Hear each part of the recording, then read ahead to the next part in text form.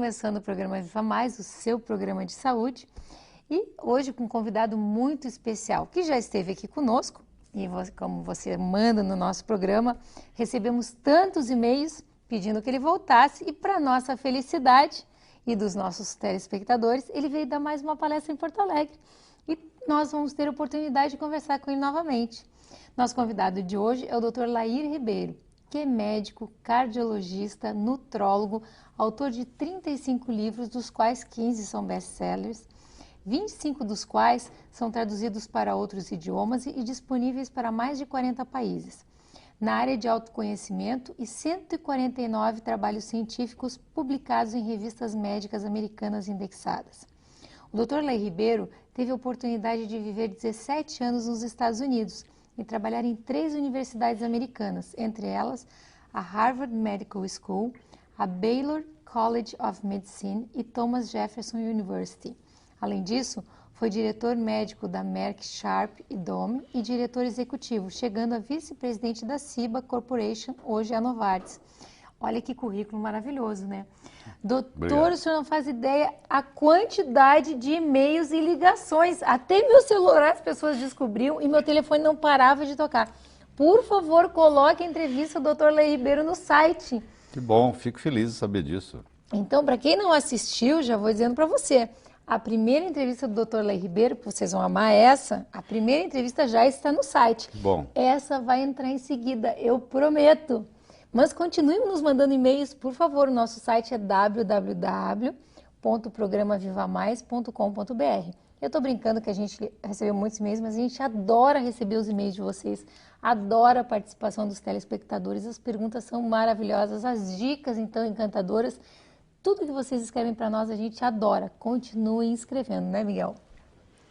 Pois é. Sabe que o último programa do Lair, sim, me causou um probleminha sério, né? Primeiro que eu tive que tirar leite de soja da minha geladeira. Daí glúten foi abolido. A barriga até diminuiu, né, Lair? Melhorou. Que bom. Ele diminuiu a barriga, é verdade. Mas perde mesmo. Açúcar e outras coisas nós cortamos. Então, assim, ó, Está com mais energia, não está, para trabalhar? Estou com mais energia. Eu tenho feito uma reposiçãozinha, como tu... Não é reposição, é modulação? Né? Isso. E eu e o Vitor, nós fizemos, tu te lembra, nós fizemos o curso aquele de fim de semana com o Lair, que nos obrigou a nos inscrever, quer dizer, não ele, nós nos obrigamos a nos inscrever na pós-graduação que começa semana que vem. Começa semana. Aliás, esse sábado. Começa sábado, sábado agora. Então sábado estaremos às 9 horas da manhã em São Paulo. Que eu acho que o caminho, eu estava comentando com o Lair, eu devo receber, se eu disser que é um panfleto por semana, vocês vão achar que é exagero, mas às vezes é mais do que isso, de congressos específicos para cirurgia plástica com enfoque em anti-envelhecimento. E o anti-envelhecimento, ele passa por uma nutrição, uma alimentação adequada, principalmente, sim, né, Lair? Isso é verdade. E por uma modulação hormonal adequada. Sem isso não tem jeito de ter anti-envelhecimento. Né? Me diz uma coisa, Lair. Fala. A gente está com um copinho d'água, vamos começar com o básico. Vamos. Porque todo mundo fala aqui no programa, todos os médicos, sem exceção, que água é essencial, que a gente deve tomar água, não deve tomar refrigerante. Sim. Tu já falaste isso no último programa e aí surgiu essa dúvida. Refrigerante não tomei mais também. Ué, que bom, está tendo impacto. Não, então. eu tô entrando de cabeça, né? Porque eu tô com 52. Sim. Quer dizer, se eu não me cuidar agora... E a namorada dele tem 20, tu tá entendendo, né? Tem que se cuidar mesmo. Tem que me cuidar. Bom, se bem que ela tá achando muito chato eu não comer mais nada e não tomar mais nada. Mas se tiver o resultado que parece que dá, realmente, né? Lá a gente tinha falado sobre refrigerante. Refrigerante, nem pensar, né? O problema do refrigerante tem vários problemas. Um deles é o próprio pH, né? O pH de um refrigerante é em torno de 2,5. E o pH é logarítmico. De 2,5 para 3,5 é 10, 3,5 para 4,5 é 100, 4,5 para 5,5 é 1000 e assim vai. O pH do sangue fica entre 7,35 e 7,45. Então você, quando toma um copo de refrigerante, você tem que tomar em torno de 32 copos de água da boa, só para equilibrar o pH que saiu do lugar. E acidez é igual velhice. O velho é ácido. O jovem, o recém-nascido é alcalino. À medida que você envelhece, você vai perdendo a alcalinidade no corpo e vai aumentando a acidez. E quando você alcaliniza o seu corpo, você traz muita saúde. Por exemplo, a célula cancerígena, ela precisa de um ambiente acídico, um ambiente ácido para ela poder proliferar. Então, quando você alcaliniza o tecido na célula cancerígena, ela para de se, ela diminui a proliferação. Então, tudo aquilo que você fizer que aumentar a sua alcalinidade faz uma diferença. Às vezes a própria água. A água, 70% do corpo em torno, como um todo, né? Você pega o sangue, é 90% ou mais. Mas 70% do corpo como um todo é água. É o nutriente mais abundante que existe no corpo. E nós, na medicina, damos muito pouca bola para isso. O médico, em geral, não entende de água. Ele pensa que a água, importante da água é ser pura.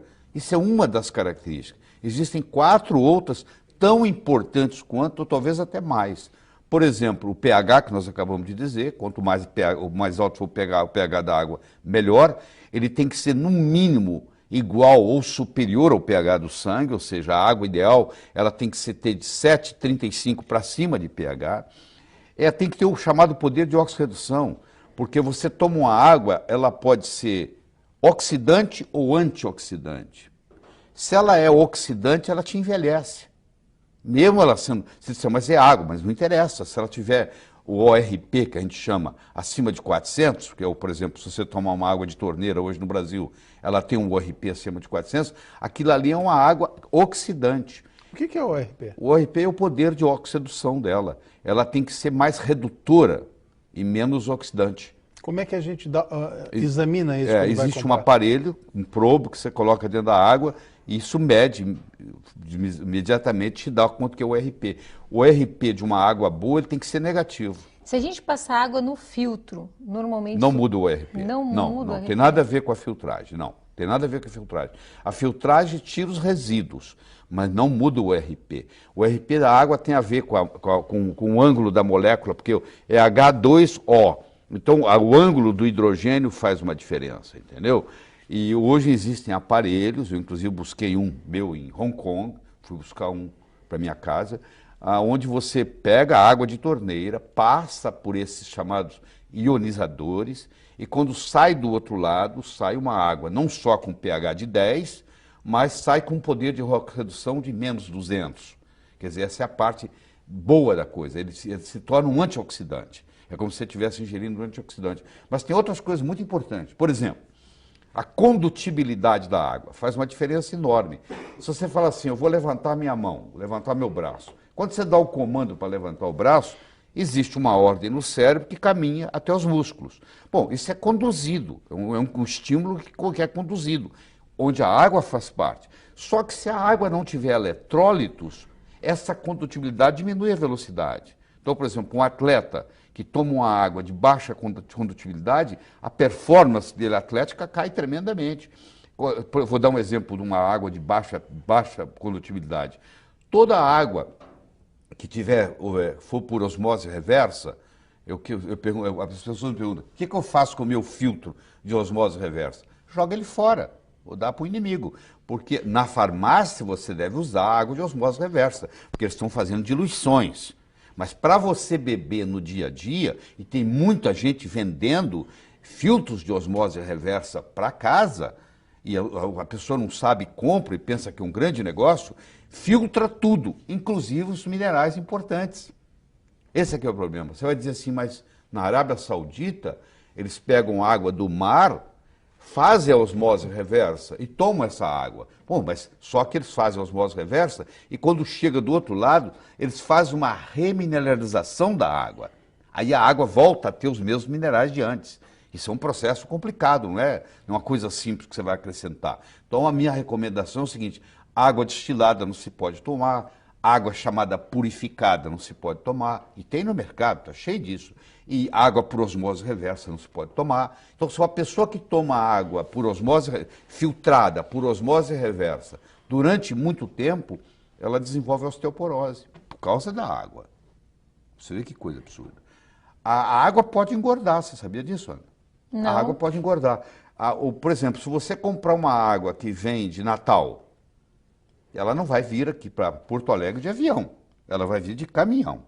E vai ter uma hora que vai dar meio-dia, e vai ter uma hora que o sol vai estar quente. E o sol vai bater no plástico do container onde ela está vindo. E aquilo vai liberar xenoestrógenos. E esses xenoestrógenos são absorvidos no seu corpo. E eles não são biodegradáveis. Então, por incrível que pareça, a melhor água é aquela cuja fonte está mais perto de você. Se você conhece uma água espetacular de Fortaleza e uma mais ou menos de Igrejinha, toma sua água de Igrejinha, que é pertinho daqui, entendeu? Quanto mais perto você estiver da fonte, melhor. Porque os xenoestrógenos estão contaminando. Além disso, tem a tensão superficial da água, que aí depende muito do ângulo. Por exemplo, você já deve ter ouvido falar que se você colocar um magneto na água, você melhora a qualidade da água. Então tem garrafas de magnetizadas e tal. O que o magneto faz? Ele muda o ângulo do H2O, do hidrogênio. E quando ele muda esse ângulo, a tensão superficial diminui. Você imagina lá num capilar, Guilherme, onde quase que a água tem que subir contra a gravidade. Porque chega uma hora que ela tem que ir no capilar, e o capilar às vezes é contra a gravidade. Quanto mais baixo for a tensão superficial dessa água, mais ela vai subir. Por incrível que pareça, existe água que desidrata. Olha que paradoxo, porque a tensão superficial dela é tão alta que ao invés dela contribuir para a hidratação, ela puxa o que está lá. E ela acaba desidratando. Então essa combinação da pureza, do pH, do poder de oxirredução, da condutibilidade, da tensão superficial, isso faz uma água ser remédio. Existe um hospital em Tóquio, no Japão, onde o tratamento é feito com água. A pessoa está com câncer, ela interna, o único remédio que eles dão é o chamado Kangen. O telespectador pode entrar no YouTube, digitar Kangen, Kangen Water, e ele vai ter lá uns 20 filmes importantes no YouTube explicando o que é uma água medicinal, do ponto de vista científico. Então eles não precisam dar remédio, eles curam porque o pH é alto, a condutibilidade é boa, a tensão superficial é baixa, o ORP é negativo, aí você está tomando uma água que é remédio, entendeu? As regiões onde as pessoas vivem muito, você pega, por exemplo, região como Okinawa, como regiões até aqui no Equador, onde tem gente que vive com muito mais de 100 anos, você vai ver a água é rica, por exemplo, em magnésio. Nós temos gente na Serra aqui, nós temos cidades na Serra onde as pessoas vivem muito. Veranópolis, né? É? Veranópolis acho que é o lugar mais longevo do Brasil, né? A cidade mais longeva do Brasil, né? Tem mais longevos. Me diz uma coisa, mas tem como a gente... Tem como a gente... uma dica para quem vai comprar. Uma dica que a gente vai comprar. Hoje é lei da Anvisa, você olha no rótulo, tem o pH. Então o pH, aquilo ali é muito interessante. Se você comprar uma água, por exemplo, com um pH muito baixo, é quase como se você estivesse tomando um refrigerante. Quase como.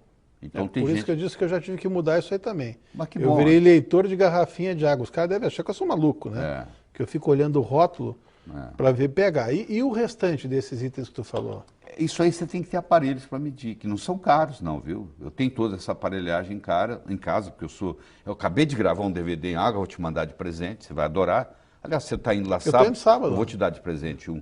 Eu acabei de gravar um DVD de 1 hora para médicos só sobre água, entendeu? Então você vai trazer o DVD atualizado. Você sabe, nós médicos sabemos muito pouco sobre água, né? Apesar de ser o nutriente mais abundante no corpo humano. A gente devia ser o mais abundante, nós devíamos ter um conhecimento melhor sobre isso. Não se tem aula disso na faculdade de medicina. Infelizmente. Pelo menos na época que eu fiz faculdade. Não, agora estão pouco. As faculdades agora estão piores que na nossa época. Bem piores. Suco de laranja, Leia. Pois é, isso aí é um debate que a gente levaria horas para discutir, mas deixa eu chegar, eu vou começar do final. Frutose é um veneno. Tá? Só que quando Deus fez a frutose, ele falou assim, eu vou fazer um veneno, mas vou colocar junto com esse veneno um antídoto, que é a fibra. Quem comer a fruta não vai ter problema, porque ela vai ingerir o veneno e ao mesmo tempo o antídoto do veneno, que é a fibra. Porque a fibra, por exemplo, você come uma maçã, você chupa uma laranja, a fibra não deixa aquele suco ser absorvido de uma vez, ele vai lentamente e o corpo vai dando conta. Agora, quando você faz um suco de laranja, por exemplo, a natureza não tem liquidificador, a natureza não tem espremedor. Entendeu? Isso foi uma coisa do homem. Quando você espreme uma fruta e tira o suco, você separou o veneno do antídoto. E aí essa frutose agora, ela está livre. Quando ela vai para o seu fígado, o metabolismo de uma frutose no fígado é igualzinho ao metabolismo de um álcool. Aliás, o álcool é feito de frutose, né? O álcool não é da açúcar do cana, por exemplo, ou da uva fermentado. Então, é a frutose. Uma frutose fermentada vira álcool. Então, quando você faz uso de um suco de laranja, por exemplo, e você faz isso todos os dias, aquilo é absorvido, vai para o seu fígado e ali funciona como se fosse um álcool. E aí desenvolve uma coisa, aliás, a doença que mais cresce em todo o mundo hoje é a esteatose hepática não alcoólica. Ninguém se falava isso há 20 anos atrás, de uma esteatose hepática não alcoólica. Hoje é o diagnóstico, é a doença que mais cresce no mundo. Nós temos na família isso. Então, a esteatose hepática não alcoólica advém do uso de refrigerantes e advém, por incrível que pareça, do uso de sucos. Sucos de fruta, que tomados com frequência todos os dias. Inclusive uva. Inclusive uva.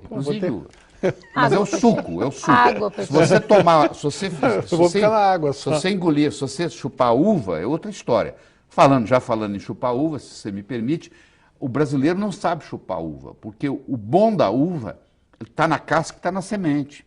Você vê muita gente chupando uva e jogando a casca e a semente fora. Quer dizer, o resveratrol, que é o polifenol que existe na uva, que estimula o gene da longevidade e faz você viver mais, que é o grande segredo do vinho, é o resveratrol. E hoje a gente até pode fazer uso dele em farmácia de manipulação, você manipula o resveratrol. O resveratrol, ele está contido na semente e na casca da uva. Mas daí, nesse caso, eu tenho no suco também, no suco de uva. Você tem no suco, não tem a dúvida que você tem no suco. Só que eu posso estar ingerindo a frutose, no caso. Mas o problema é que você ingere o resveratrol e está ingerindo a frutose ao mesmo tempo, e o preço que você paga é muito alto. Então, o ideal é você pode chupar a uva, que aí vem junto com a fibra, é diferente. Nós vamos ter que fazer um intervalo rápido. Última perguntinha. Teria que mastigar a semente. Teria que mastigar e engolir a semente, sim. Tá. O ideal, isso é o ideal. Normalmente a pessoa engole a semente, né? Mas só engolir também já é o suficiente. Já ajuda? A não ser que ela tenha problemas digestivos graves, né? Isso desde o último curso que você deu aqui, eu já estou fazendo com a frutinha, com a uva. Sim. Tá? Eu também fazia como todo mundo. Chupava só, jogava a semente e a casquinha fora. Mas o suco de uva agora, então, vou ter que abolir para uva fruta. Tá bem. Nós vamos fazer um intervalo rápido e já voltamos.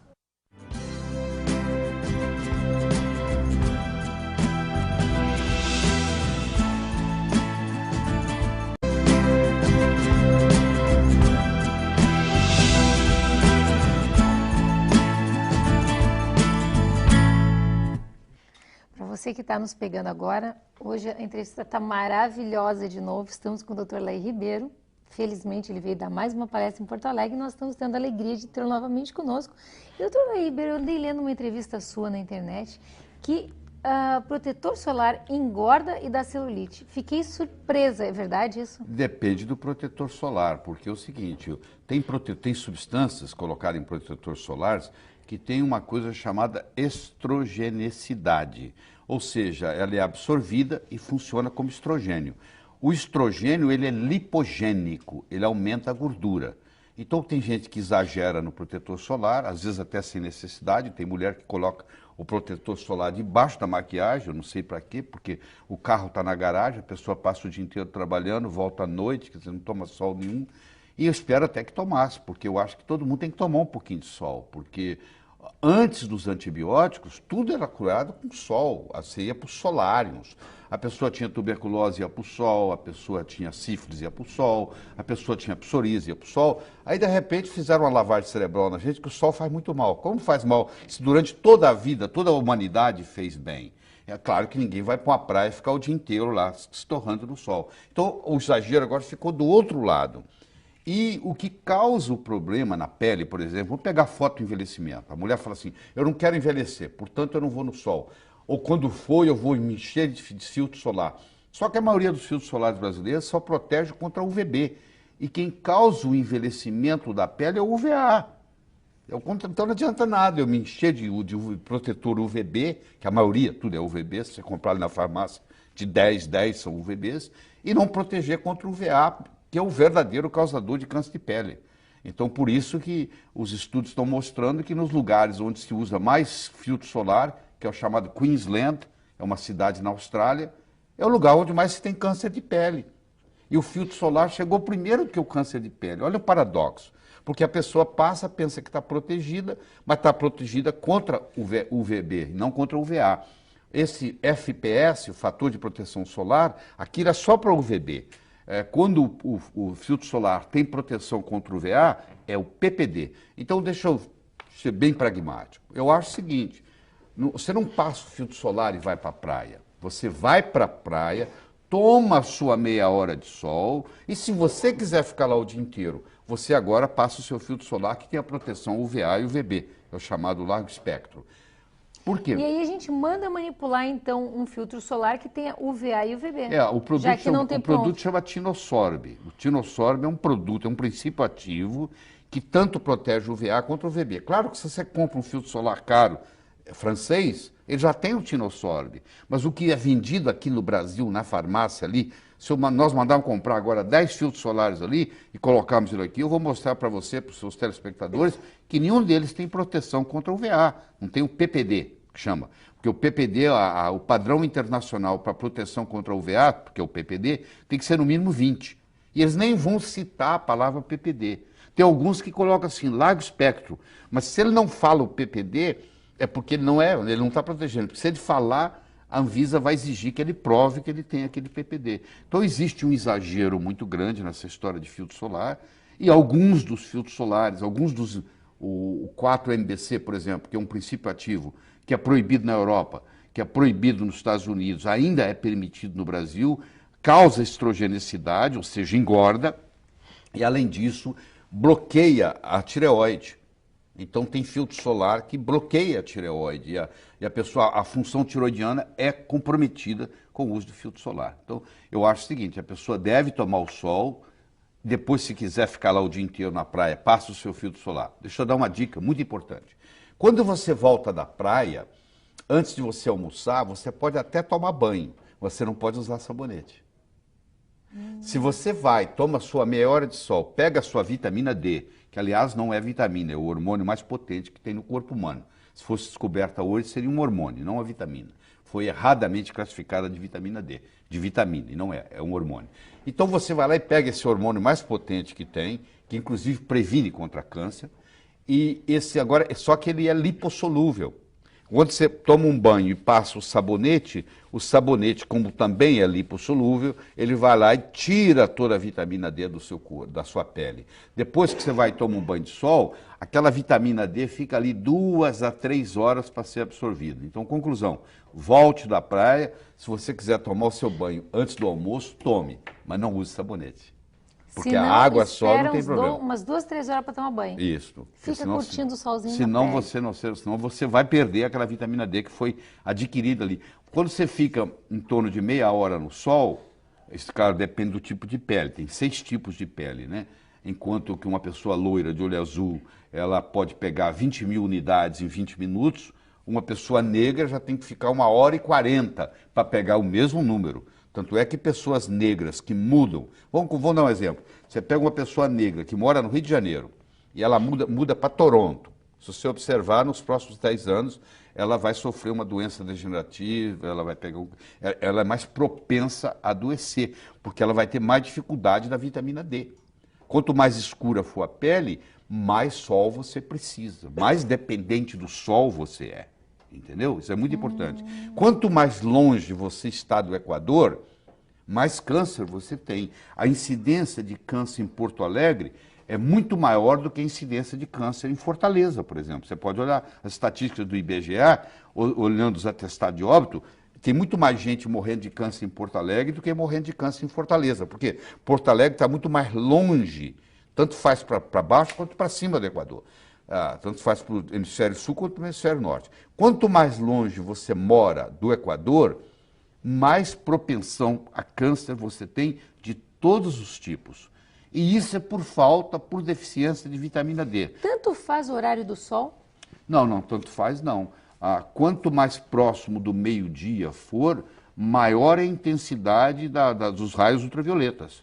Entendeu? Por isso que eles falam aí, ó, você deve pegar o sol da manhã ou do final da tarde, porque durante o dia, o meio-dia, ele é muito forte. Mas para aquele que quer ir lá e tomar um banhozinho rápido de sol e trabalhar, o melhor horário é meio-dia, porque em 10 minutos ele resolve o problema dele. Você entendeu? Isso justifica a reposição de vitamina D. Claro, eu diria que hormônio, se né? você fizer um levantamento de pessoas que têm deficiência de vitamina D em Porto Alegre, eu diria que é 100%. Eu diria que é 100%, porque nós fizemos um trabalho em Curitiba, examinamos 100 pessoas, foi 100%. Porto Alegre não vai ser diferente. Então, hoje existe uma grande deficiência de vitamina D. Ninguém vai estar ao sol, né?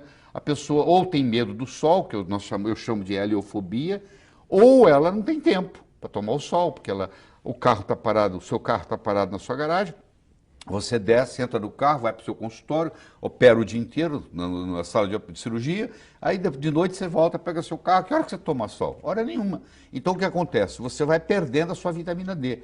A vitamina D ela acumula, você pode, por exemplo, durante o verão, e se acumula, se carregar de vitamina D, às vezes dá para o ano, que é uma vitamina que pode ser armazenada.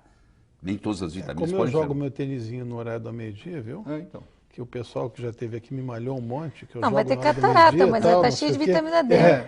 Vão me rogando praga. Mas assim, quando eu consigo, eu jogo sempre no horário do meio-dia. Mas essa parte de filtro solar é muito debatida. Eu falo isso tem uns 8 anos. A princípio, quando eu falava, os dermatologistas só faltavam me matar. Hoje, os próprios congressos de dermatologia já começam... Bom, tem uns 5 anos que estão falando de PPD. E agora estão mostrando a estrogenicidade disso. Deixa eu contar o meu caso favorito, tem tempo? Claro. Tá. Eu estava vindo num voo de Belém para São Paulo, trabalhando no meu computador, fechei o computador, fui tomar uma água. Aí a mocinha que estava lá me reconheceu, o senhor é o doutor Laí Ribeiro? Eu falei, o senhor é médico, né? Eu posso lhe mostrar uma coisa que o senhor nunca viu? Eu falei, pode. Aí ela enfiou a mão na bolsa, procurou lá, me trouxe um filtro solar FPS 100, que vende nos Estados Unidos. Falei, aqui, eu uso um FPS 100. Eu falei para ela, mas você usa isso todos os dias? Ela falou, uso. Eu falei, mas por que você usa? Falou, eu trabalho aqui nesse avião, você sabe, aqui tem radiação. Eu falei, querida, a radiação que tem aqui dentro do avião é radiação cósmica, é raio gama. Se você faz uma viagem de São Paulo a Nova York, é mais ou menos 2 raios-x de tórax, corresponde à quantidade de radiação gama que você recebe. Isso não tem nada que você possa fazer, a não ser que a parede do avião fosse um metro de chumbo. Aqui não entra ultravioleta, nem A nem B. Essa era a pergunta que eu ia fazer. E luz? Não, isso não tem tem nada, vitamina, não tem nada, não ajuda, não atrapalha? O filtro solar não bloqueia isso aí, não, de jeito nenhum. Tá, e não ajuda, não atrapalha, a luz não traz benefício nem malefício. Se você entrar numa daquelas luzes de bronzeamento, lá vai ter ultravioleta, mas aqui não, entendeu? Então não existe razão para explicar para fazer isso. Aí ela falou assim, eu falei, quanto é que custou isso? Ela falou que custou $271. Que maravilha. Você imagina quanto isso deve representar do orçamento dela. Aí eu falei assim, quanto tempo tem que você usa? Ela falou, tem 11 meses. Aí eu posso te fazer uma última pergunta? Ela falou, pode. Você pode me dizer quando é que você engordou no último ano? Ela ficou vermelhinha e respondeu 7,5 kg. É por isso que você está engordando. Você está usando um FPS 100, ou seja, não existe lugar no planeta onde você está se preparando para ficar, porque o FPS é assim, ó, você no auge do verão, meio-dia, numa terça-feira, você vai para o telhado, para o lugar do sol, e você leva um cronômetro e vê quanto tempo leva para você ficar vermelho, o FPS multiplica aquilo. Vamos supor que você levou 20 minutos para ficar vermelho. FPS 8 é 8 vezes 20 minutos. Você imagina FPS 100. É 100 vezes 20 minutos. Você está procurando um lugar que não existe no planeta. Onde é que você vai encontrar 30 horas de sol seguido? Ou seja, você está esbanjando. E isso aí tem estrogenicidade, você absorve isso é lipogênico e faz você engordar. Você está engordando em consequência de um FPS que você está usando que não teria indicação.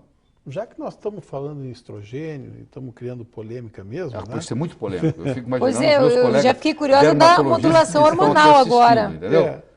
Como eu fiz o curso contigo e a gente vai continuar, porque uma coisa que me interessou muito se fala muito mal de reposição hormonal, que na verdade a gente trata como modulação quando bem feita.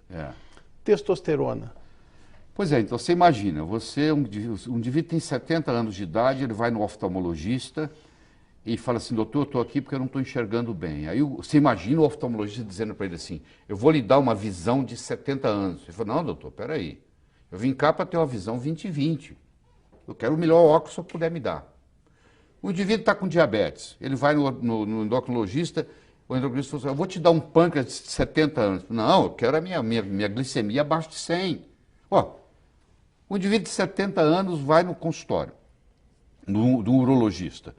Ele está com o testículo dele tem 70 anos, ele não produz mais testosterona como produzia aos 25. Por que não dá para esse indivíduo também? Aí você vai dizer assim, mas e não corre o risco de câncer? Eu falo, não, é o contrário. O jovem de 18 anos de idade que tem a testosterona em 2000 tem câncer de nada, pô.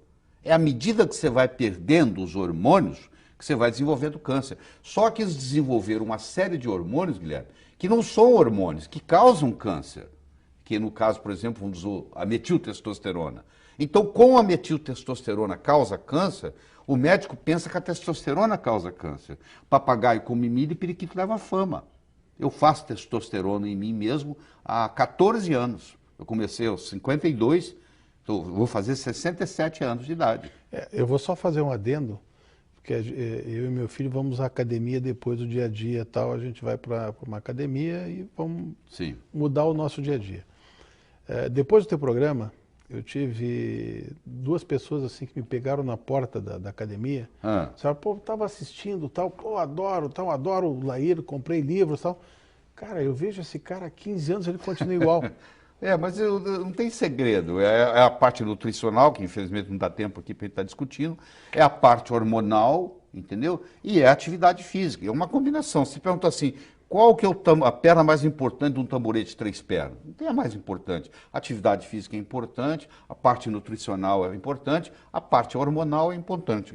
Quando você combina as 3 coisas, você consegue fazer o que eu chamo de envelhecer sem ficar velho. Porque envelhecer, Miguel, todos nós vamos envelhecer. A alternativa é morrer antes. Agora, ficar velho, parar de escutar, parar de enxergar, perder autonomia, perder controle esficteriano, esquecer o nome do filho, isso é opcional. Ou seja, as doenças relacionadas com a idade hoje são opcionais, só tem quem quer. Um brasileiro hoje de 65 anos de idade toma, em média, 6 remédios por dia. Remédios, ou seja, é doente, é uma pessoa já doente. Ele vai levar, às vezes, 15, 20 anos para morrer, mas ele já está doente. Então eu digo que o grande